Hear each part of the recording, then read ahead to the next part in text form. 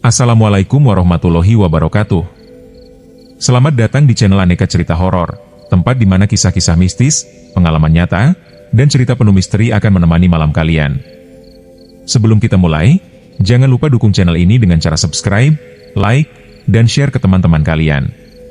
Semoga kalian semua yang sudah mendukung channel ini selalu diberikan kesehatan, kelancaran rezeki, dan dijauhkan dari segala hal buruk. Terima kasih atas dukungan kalian semua. Dan sekarang, siapkan diri kalian, karena kita akan mulai ceritanya. Mehmet dan Eko adalah saudara sepupu. Ayah Mehmet merupakan adik kandung dari ayah Eko, sehingga hubungan keluarga mereka sebenarnya sangat dekat. Sejak kecil, Mehmet dan Eko sering diceritakan tentang masa lalu ayah mereka yang tumbuh bersama sebelum akhirnya hidup terpisah di dua desa yang berbeda.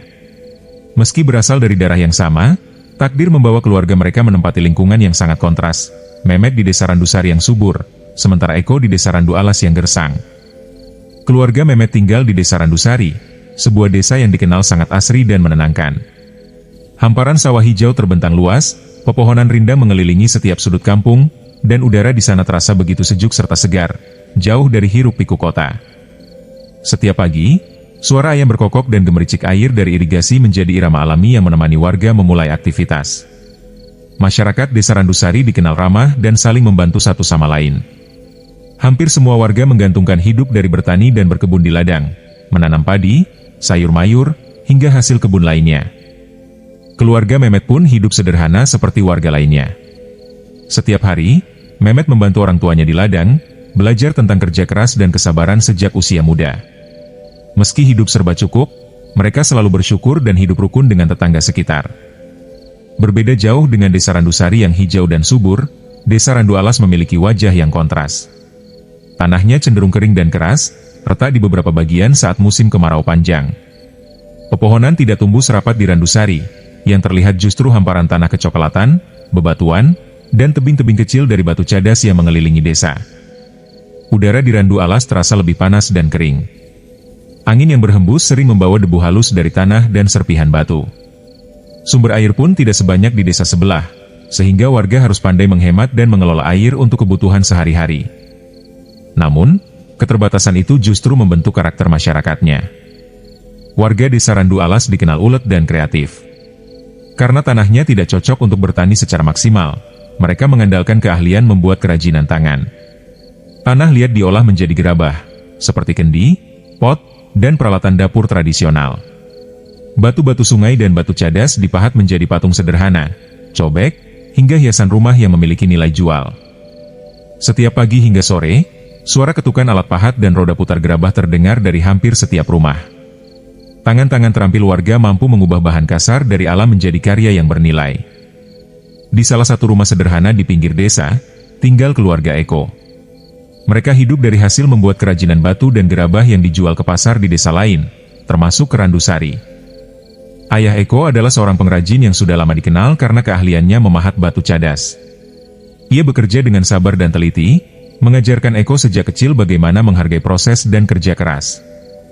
Yang tidak banyak diketahui orang, ayah Eko dan ayah Mehmet sebenarnya adalah kakak beradik kandung.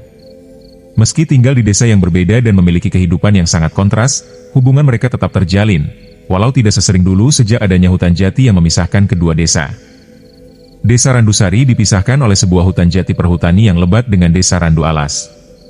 Hutan itu sudah ada sejak puluhan tahun lalu. Pohon-pohon jatinya tinggi menjulang, rapat, dan membuat suasana di dalamnya selalu terasa gelap meski siang hari. Jalan setapak yang membelah hutan menjadi satu-satunya jalur tercepat bagi warga yang ingin berpindah desa. Namun, tidak semua orang berani melewatinya, terutama saat sore menjelang malam. Konon, hutan itu bukan sekadar hutan biasa. Banyak cerita beredar dari mulut ke mulut, tentang suara langkah kaki yang mengikuti tanpa wujud, bayangan hitam yang melintas di antara batang pohon, hingga sosok tinggi besar yang berdiri diam menatap siapapun yang berani melintas sendirian. Warga Randusari percaya, hutan itu ada yang menjaga. Sementara warga Randu Alas punya keyakinan lain, bahwa sesuatu di dalam hutan itu bukan penjaga, melainkan penghuni lama yang tidak suka diganggu. Karena itulah, sejak dulu ada satu aturan tak tertulis. Jangan pernah melintasi hutan jati itu saat maghrib atau malam hari, apalagi sendirian. Tapi seperti biasa, selalu ada orang yang menganggap itu hanya cerita lama. Dan kisah ini bermula dari seseorang yang nekat melanggar aturan itu. Sudah lama Mehmet tidak berkunjung ke rumah keluarga Eko di desa Randu Alas. Sejak kecil hingga beranjak remaja, ia hanya mendengar cerita tentang sepupunya itu dari orang tuanya, tentang bagaimana mereka dulu sering bermain bersama, sebelum semuanya berubah. Entah mengapa, pada suatu hari, perasaan rindu itu datang begitu kuat. Tidak seperti biasanya. Mehmet tiba-tiba teringat Eko, tawa mereka yang katanya dulu selalu pecah saat bermain, kebersamaan yang kini hanya tinggal cerita. Perasaan itu terasa aneh, seolah-olah ada sesuatu yang memanggilnya. Keesokan harinya, sejak pagi buta Mehmet sudah bersiap. Udara desa Randusari masih dingin, embun menempel di daun-daun, dan kabut tipis menyelimuti jalan setapak. Dengan semangat yang tak biasa, Mehmet menghampiri kedua orang tuanya yang sedang bersiap ke ladang. "Pak, Bu." Mehmet mau main ke rumah Eko, ucapnya pelan, tapi penuh keyakinan. Kedua orang tuanya sempat saling pandang. Sudah lama sekali Mehmet tidak menyebut nama sepupunya itu, apalagi berniat berkunjung ke desa Randu Alas. Ayahnya menghela napas sebentar, lalu mengangguk pelan. "Iya, boleh, sudah lama juga kamu tidak ke sana." Namun sebelum Mehmet pergi, ibunya segera mendekat dan menggenggam tangannya erat, seolah ingin memastikan anaknya benar-benar mendengarkan. "Tapi ingat, Met," suara ibunya mulai serius. "Jangan sampai kamu masih di hutan jati saat maghrib, apalagi malam." Mehmet terdiam sejenak. Ayahnya menambahkan dengan nada tegas, "Kalau sudah sore dan belum sampai atau belum sempat pulang, lebih baik kamu menginap saja di rumah Eko. Pulang besok pagi. Jangan memaksakan diri melewati hutan itu malam-malam." Suasana tiba-tiba terasa berbeda. Hening sejenak, hanya suara angin pagi yang berhembus pelan. Mehmet mengangguk. "Iya, Pak." Mehmet ingat. Meski ia berusaha terlihat tenang, entah kenapa pesan itu terasa lebih berat dari biasanya. Tapi keinginannya untuk bertemu Eko jauh lebih besar daripada rasa khawatir yang mulai muncul. Setelah berpamitan dan mencium tangan kedua orang tuanya, Mehmet pun melangkah pergi. Alhamdulillah, perjalanan Mehmet di pagi hari berjalan lancar. Saat memasuki hutan jati, suasananya memang masih terasa sunyi dan sedikit lembab karena sisa embun, tapi tidak ada hal aneh yang terjadi. Burung-burung sesekali berkicau, angin pelan menggerakkan daun-daun kering, dan sinar matahari pagi menembus sela-sela batang jati yang tinggi. Mehmet akhirnya berhasil melewati hutan itu tanpa gangguan apapun. "Gak apa-apa kok. Gak bakalan ada apa-apa Mas Eko." Dan Mehmet hanya tersenyum santai. "Tidak apa-apa, Pak D, Bu D, masih sempat kok," jawabnya ringan. Ada sedikit nada percaya diri berlebihan dalam suaranya, jiwa muda yang merasa semuanya baik-baik saja. Mehmet memang dikenal pemberani. Ia juga tidak terlalu percaya dengan cerita-cerita tentang hal gaib di hutan jati itu. Baginya, semua itu hanya cerita orang-orang dulu yang dibesar-besarkan. "Tenang saja, aku cepat kok," tambahnya lagi. Meski wajah keluarga Eko masih menyimpan kekhawatiran, mereka akhirnya tidak bisa menahan keputusan Mehmet.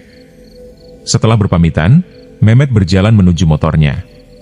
Mesin dinyalakan, suara knalpot memecah kesunyian sore di desa Randu Alas. Langit semakin gelap, warna jingga mulai pudar. Tanpa menoleh lagi, Mehmet pun bergegas pulang, menuju jalan yang harus melewati hutan jati itu. Tepat saat senja mulai berubah menjadi malam. Maghrib pun tiba.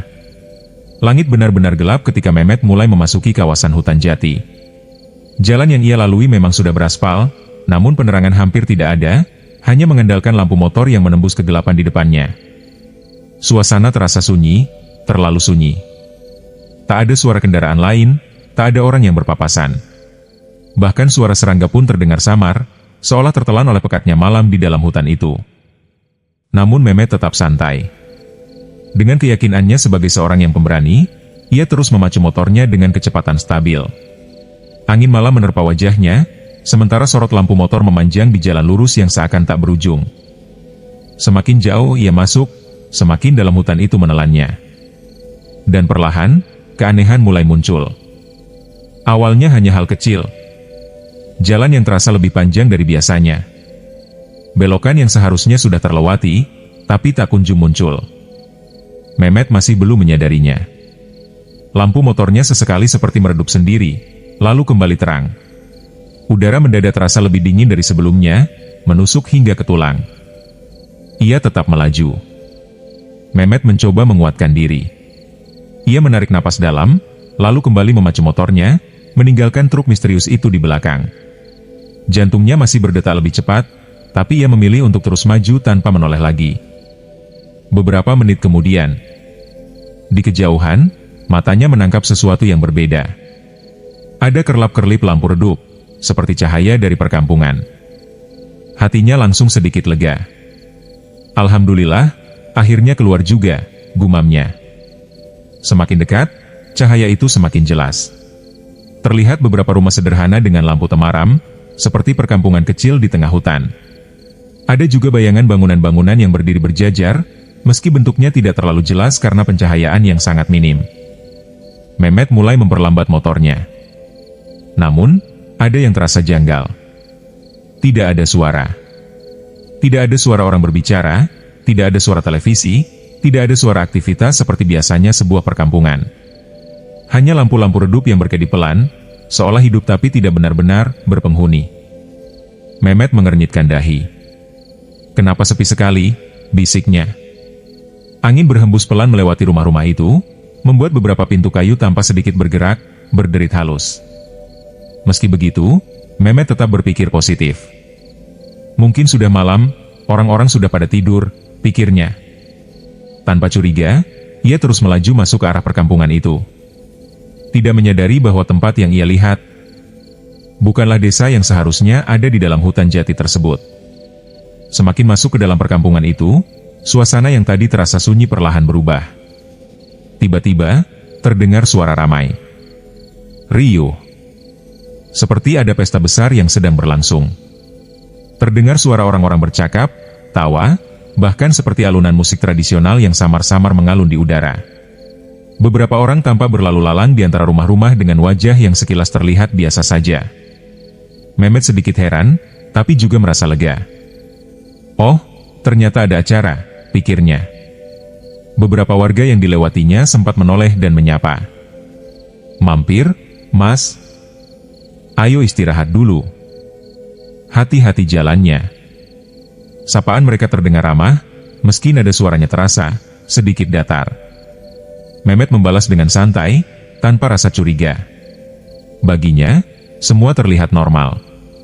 Ia bahkan mulai merasa bahwa semua cerita tentang keanehan di hutan itu hanyalah omong kosong. Akhirnya, ia menghentikan motornya di depan sebuah kedai sederhana yang tampak ramai. Lampu di dalamnya redup kekuningan, dan beberapa orang duduk sambil mengobrol. "Permisi," ujar Mehmet sambil masuk. Beberapa orang langsung menoleh ke arahnya. Wajah mereka tersenyum, tapi entah kenapa, senyum itu terasa kaku.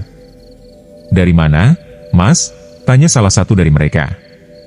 "Dari Randu Alas, mau pulang ke Randusari," jawab Mehmet santai. "Oh, jauh juga ya," jawab orang itu pelan. Mehmet pun duduk dan mulai mengobrol dengan mereka. Mereka bertanya banyak hal, tentang asalnya, keluarganya, bahkan tentang Eko.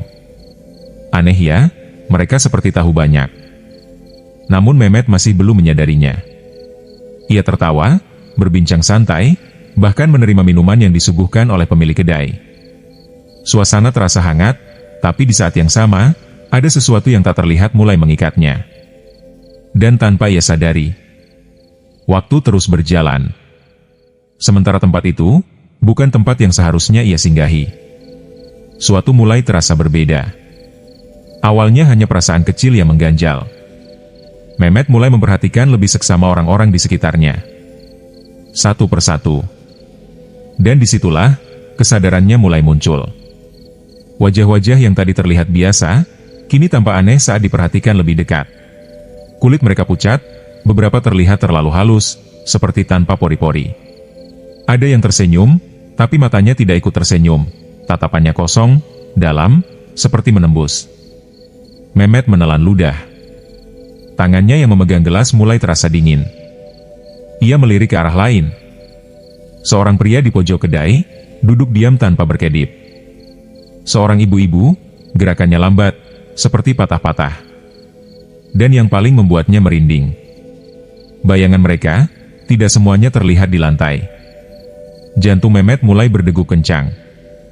Ia mencoba tetap tenang, tapi kini setiap suara tawa yang tadi terasa hangat, berubah menjadi aneh, berat, dan seperti bergema di kepalanya. Perlahan, suasana yang tadinya ramai mulai terasa mencekam. Mehmet menunduk sedikit, lalu kembali mengangkat kepalanya. Dan saat itulah ia menyadari. Semua orang di dalam kedai itu sedang menatap ke arahnya. Serempak. Dengan senyum yang sama. Kaku.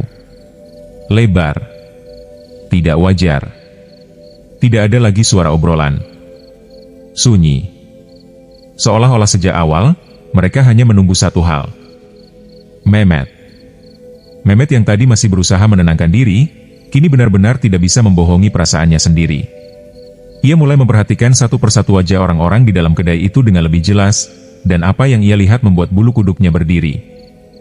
Mata mereka hitam. Bukan sekadar hitam biasa, tapi benar-benar gelap pekat, seolah tidak ada bagian putih sama sekali. Bola mata mereka seperti menyatu dalam kegelapan, memantulkan cahaya redup lampu kedai dengan cara yang aneh, seperti berkilau dari dalam. Tatapan itu tidak berkedip, tidak berubah, hanya dia menatap, terlalu lama untuk terasa normal. Mehmet mencoba mengalihkan pandangan ke bagian lain. Kuping mereka tampak lebih panjang dari manusia pada umumnya, ujungnya meruncing ke atas seperti tertarik halus oleh sesuatu yang tak terlihat. Beberapa tertutup rambut, tapi tetap saja terlihat jelas saat mereka sedikit memiringkan kepala. Dan bibir mereka. Mehmet menelan ludah. Bibir itu tampak seperti tidak memiliki belahan yang wajar. Saat tersenyum, bukan seperti senyum manusia biasa yang membuka sedikit memperlihatkan gigi, melainkan seperti permukaan halus yang tertarik ke samping, membentuk garis tipis yang terlalu rapi, terlalu sempurna, dan entah bagaimana terasa salah. Namun yang paling membuat Mehmet bingung, mereka tetap bersikap ramah. Salah satu dari mereka bahkan sedikit mendekat, menyodorkan kembali gelas ke arah Mehmet. "Diminum, Mas, dari tadi belum habis," ucapnya dengan suara lembut. Suara itu halus, sopan, bahkan hangat. Tidak ada nada ancaman sama sekali. Yang lain ikut menimpali. "Istirahat dulu saja, capek dari perjalanan jauh, kan?" Beberapa mengangguk pelan, senyum mereka tetap terpasang. Gerakan mereka memang terasa lambat dan tidak sepenuhnya alami, tapi tidak ada yang menunjukkan sikap kasar atau ingin menyakiti. Justru sebaliknya, mereka seperti tuan rumah yang sangat menghormati tamu. Namun itulah yang membuat suasana semakin tidak nyaman. Kebaikan mereka terasa tidak pada tempatnya. Seperti ada maksud lain di balik keramahan itu. Udara di dalam kedai terasa semakin dingin. Lampu redup di atas kepala Mehmet sedikit bergetar, menciptakan bayangan yang bergerak-gerak di dinding, bayangan yang kadang tidak selaras dengan gerakan tubuh mereka. Mehmet kini sadar sepenuhnya. Ia bukan berada di perkampungan biasa. Dan orang-orang yang mengelilinginya, bukan manusia seperti dirinya. Namun anehnya, tidak ada satupun dari mereka yang menunjukkan niat jahat secara langsung. Mereka hanya duduk, tersenyum, menatap, seolah menunggu Mehmet melakukan sesuatu. Di tengah suasana yang semakin tidak masuk akal itu, dada Mehmet mulai terasa sesak. Rasa takut yang sebelumnya hanya samar, kini berubah menjadi jelas dan nyata. Ia sadar, dirinya sedang berada di tempat yang bukan semestinya. Namun di saat itulah, sesuatu dalam dirinya muncul. Sebuah kebiasaan yang selama ini ia jalani tanpa pernah ia sangka akan menjadi penyelamatnya. Mehmet adalah anak yang rajin beribadah. Sejak kecil, ia terbiasa berdoa, mengingat Tuhan dalam setiap keadaan, baik saat senang maupun sulit. Dan kini, di tempat asing yang membuatnya dikelilingi ketakutan, ingatan itu datang dengan sendirinya. Perlahan, tanpa menarik perhatian, Mehmet menundukkan kepala. Dalam hati, ia mulai berdoa. Bibirnya tidak banyak bergerak, tapi di dalam hatinya ia memanggil dengan sungguh-sungguh. Setiap kalimat doa yang ia ingat, ia ucapkan sebisanya. Tidak panjang, tidak teratur, tapi penuh keyakinan. Tangannya yang sempat gemetar perlahan mulai lebih tenang. Napasnya yang tadi tersengal, mulai teratur kembali. Sementara itu, orang-orang di sekelilingnya masih tetap sama. Tersenyum, menatap, diam. Namun ada sesuatu yang mulai berubah. Tatapan mereka tidak lagi setenang tadi. Beberapa mulai terlihat kaku. Ada yang sedikit menunduk, ada pula yang memalingkan wajah. Seolah-olah ada sesuatu yang tidak mereka sukai. Udara di dalam kedai terasa berbeda. Lebih berat, tapi juga seperti mulai terbuka. Mehmet terus berdoa dalam hati, semakin fokus, semakin kuat. Ia tahu satu hal sekarang. Ia tidak bisa mengandalkan keberaniannya. Ia hanya bisa bergantung pada Tuhan. Dan disitulah ujian itu berlangsung. Antara rasa takut yang mencoba menguasai, dan keyakinan yang berusaha ia pegang sekuat mungkin. Di tengah kebimbangan dan ketakutan yang semakin menekan, tiba-tiba suasana di dalam kedai berubah. Angin dingin yang sejak tadi terasa menusuk, mendadak mereda. Lampu yang redup seperti bergetar, perlahan menjadi lebih stabil. Dan di antara kerumunan sosok-sosok itu, muncul seseorang yang berbeda. Seorang kakek. Ia mengenakan jubah putih sederhana, rambutnya panjang dan seluruhnya sudah memutih, begitu juga dengan jenggotnya yang terurai rapi. Wajahnya tenang, penuh wibawa, dan yang paling mencolok, tubuhnya seolah memancarkan cahaya lembut, tidak menyilaukan, tapi cukup untuk membuat suasana di sekitarnya terasa berbeda. Sosok-sosok lain di dalam kedai mendadak diam. Tatapan mereka yang tadi tajam kini seperti menahan sesuatu. Kakek itu berjalan perlahan mendekati Mehmet. Setiap langkahnya terasa ringan, tapi tegas. Mehmet yang tadi gemetar, kini hanya bisa terpaku menatapnya. Lalu kakek itu berhenti tepat di hadapannya. Dengan suara yang tenang namun penuh kekuatan, ia berkata, "Apa yang kamu lakukan di sini, nak?" Mehmet tidak mampu menjawab. "Ini bukan tempatmu," lanjut kakek itu, tatapannya dalam namun menenangkan. "Cepat pergi. Jangan banyak tanya." Mehmet masih terdiam, antara takut dan bingung. Kakek itu kembali berkata, sedikit lebih tegas, "Setelah kamu keluar dari sini, kamu akan tahu." Ia lalu mencondongkan sedikit tubuhnya, seolah memberi pesan yang sangat penting. "Dan ingat, saat kamu sudah berjalan pergi, jangan sekali-kali menoleh ke belakang." Suasana kembali hening. Mehmet merasakan dadanya berdebar kencang, tapi kali ini bukan hanya karena takut, melainkan karena ada harapan. Dengan perasaan campur aduk, ia perlahan berdiri. Ia tidak berani melihat ke arah sosok-sosok lain di dalam kedai itu. Tanpa berkata apa-apa, ia melangkah keluar, meninggalkan tempat tersebut. Langkahnya cepat, lalu semakin cepat. Begitu sampai di motornya, ia langsung menyalakannya tanpa pikir panjang. Mesin meraung memecah kesunyian. Dan tanpa menoleh sedikit pun, sesuai pesan kakek itu, Mehmet mulai menjauh dari tempat tersebut. Di belakangnya, sesuatu terasa seperti bergerak. Seperti ada yang memperhatikan. Seperti ada yang mengikuti. Namun Mehmet menahan diri sekuat mungkin. Ia terus melaju. Menatap lurus ke depan. Tanpa berani menoleh ke belakang sedikit pun. Mehmet terus melaju tanpa henti, menahan diri sekuat mungkin untuk tidak menoleh ke belakang. Jantungnya masih berdegup kencang, napasnya berat, namun ia terus memacu motornya menembus gelapnya malam. Beberapa saat kemudian, perlahan suasana di sekelilingnya mulai berubah. Tidak ada lagi lampu-lampu redup perkampungan. Tidak ada suara riuh. Tidak ada sosok-sosok aneh. Yang ada hanyalah deretan pohon jati tinggi di kanan kiri jalan. Hutan jati. Seperti semula. Udara kembali terasa dingin alami, suara serangga mulai terdengar lagi, dan jalan aspal di depannya tampak jelas diterangi lampu motor. Baru saat itulah, dengan ragu-ragu, Mehmet memberanikan diri menoleh ke belakang. Kosong. Tidak ada apa-apa. Hanya kegelapan hutan yang sunyi. Seketika itu juga, tubuhnya terasa lemas. Pikirannya mulai menyusun kembali apa yang baru saja ia alami. Perkampungan, orang-orang aneh, kedai, dan kakek berjubah putih. Semua terasa begitu nyata, terlalu nyata untuk sekadar mimpi. Dan saat itulah, dari kejauhan, terdengar suara adzan subuh. Allahu Akbar.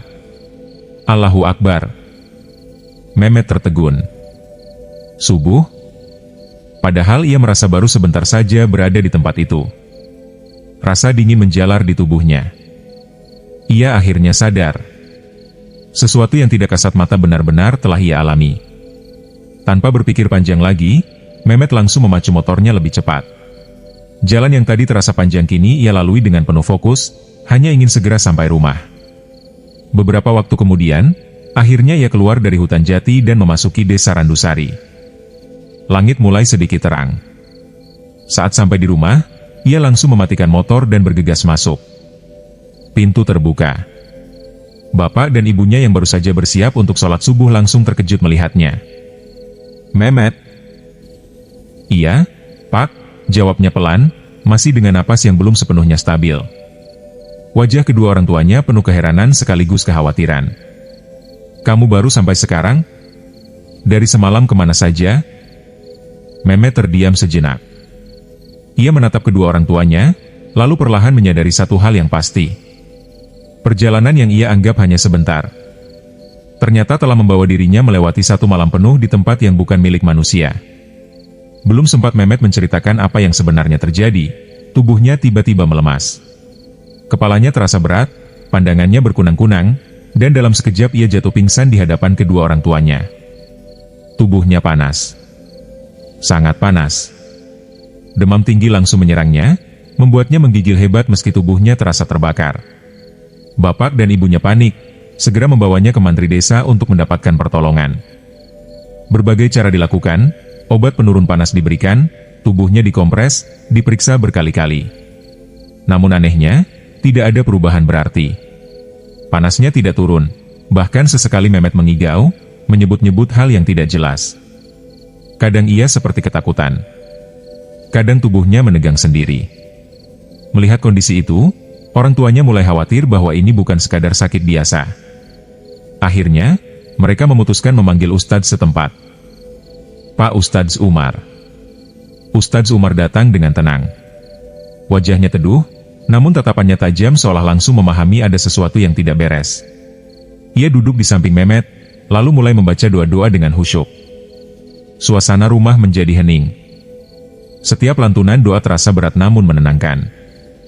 Perlahan, tubuh Mehmet yang tadinya gelisah mulai mereda. Napasnya yang tersengal mulai teratur. Keringat dingin keluar dari dahinya, dan panas tubuhnya sedikit demi sedikit menurun. Beberapa saat kemudian, Mehmet membuka matanya. Lemah, tapi sadar. Ibunya langsung menangis haru, sementara ayahnya menghela napas lega. Ustadz Umar kemudian berkata pelan, "Anak ini tidak sakit biasa." Semua terdiam. Ia terkena pengaruh dari tempat yang tidak seharusnya ia datangi. Aura dari kampung gaib di dalam hutan jati itu masih menempel padanya. Kedua orang tua Mehmet saling pandang, wajah mereka tegang. Untung dia masih dilindungi. Kalau tidak, bisa lebih parah, lanjut Ustadz itu. Dengan izin Tuhan, dan melalui doa-doa yang terus dipanjatkan, kondisi Mehmet berangsur membaik. Demamnya turun, tubuhnya kembali pulih, meski masih lemas selama beberapa hari. Setelah benar-benar sadar dan cukup kuat, akhirnya Mehmet menceritakan semuanya. Dari awal ia berangkat, perjalanan di hutan, melihat kerlap-kerlip lampu redup, perkampungan aneh, orang-orang yang tidak wajar, hingga sosok kakek berjubah putih yang menyelamatkannya. Orang tuanya mendengarkan dengan wajah tegang, sesekali merinding membayangkan apa yang dialami anaknya. Sejak saat itu, Mehmet benar-benar berubah. Keberaniannya yang dulu terasa tanpa batas, kini tergantikan oleh kehati-hatian. Ia tidak pernah lagi meremehkan hal-hal yang tidak kasat mata. Dan satu hal yang selalu ia ingat, ia tidak akan pernah lagi melintasi hutan jati itu saat maghrib, apalagi malam hari. Karena ia tahu, tidak semua jalan yang terlihat biasa benar-benar aman untuk dilalui.